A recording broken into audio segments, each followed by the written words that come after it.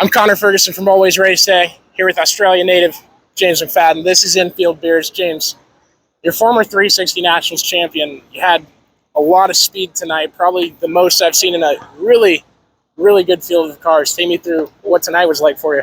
This is going to be interesting. Better than that. Yeah, obviously terrible qualifying effort. Felt really good in hot laps, like third quick, and then just absolutely felt terrible. I had no balance. My car went from, I thought, like solid to struggle to get around the track. Like, I feel like this place brakes differently than it normally does. Like, there's not as much grip in it as what I felt like they used to be. So yeah, we just missed it there. Had a really good heat race. Went 7th to 3rd in the heat.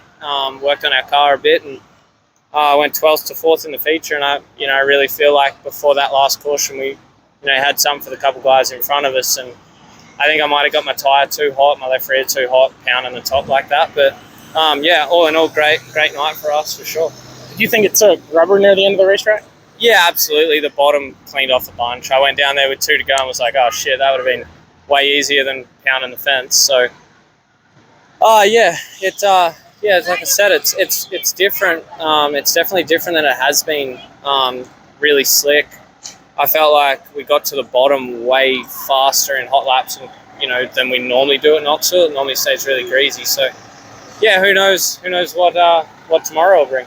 This is great. Yeah, my dad carrying my 70-pound backpack, playing bouncer, getting people out of the way here. We asked you to do this.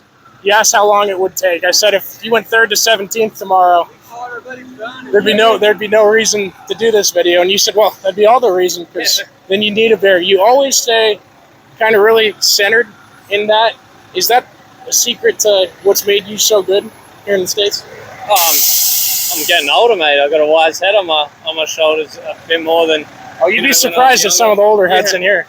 Yeah, I just honestly, mate, I'm getting to live my dream, racing a sprint car, and when I get to go home and I got my boy and wife at home, and racing a sprint car isn't as bad as running a bad night isn't as bad as what you make it out to be when you're a bit younger. So you just take each night as it comes. I think everyone can win a race. It's just how good you can lose a race. So you always try and stay positive and keep working at it. Then you'll get to the end goal, really, I think. So playing musical chairs here with this stuff. So that's pretty good. I wanted to ask you about Roth Motorsports and their big decision this year. You were running the 83 car. Buddy was in the 83 Junior. Tonight it was the 83 Senior for you. Yeah. And Buddy's in the 83 now. Are they calling you old? Yeah, also myself and my 2 crew guys, except for Brenner, on the downhill slope, as I would say. So yeah, senior's not a bad thing to be. Like I said, a little wiser head on my shoulders than I used to have. But yeah, it's good to be a part of Roth Motorsport, and whether it's a junior, senior, 83, whatever, it's a cool car to be a part of. What makes it so cool? The history, mate. I think there's iconic cars in the. There's cars you see that are iconic. Like for me, the 22 car, the Pennzoil car, the Donnie in the 15, the 83 to me is an iconic race car. Brad Sweet's becoming an iconic, the 49. So I think for a team to be on the road for 25, 30 years, and then still be competitive and successful, it's cool to be a part of. You had high limit guys go 2, 3, 4 tonight. Is there any pressure to get the bragging rights back tomorrow?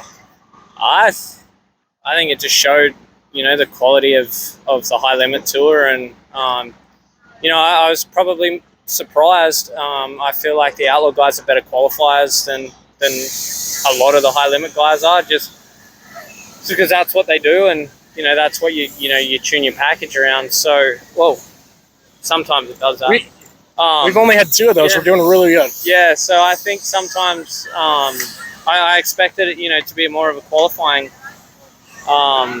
deal, but like I said, Knoxville is a lot different to what it normally is, and I think that caught some guys off guard. But they'll come back swinging tomorrow, and obviously David. I think David's the best guy in the country at Knoxville.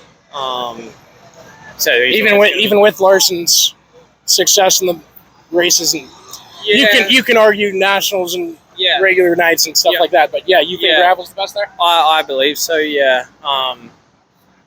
You know, Larson's obviously phenomenal, and someone's gonna comment and be like, "This guy's fucking loving on Larson." Yeah, it's pretty much just standard with life, mate. But no, I think if you consistently look over the last 10 years at Knoxville, David's been phenomenal in every car he's driven. Absolutely.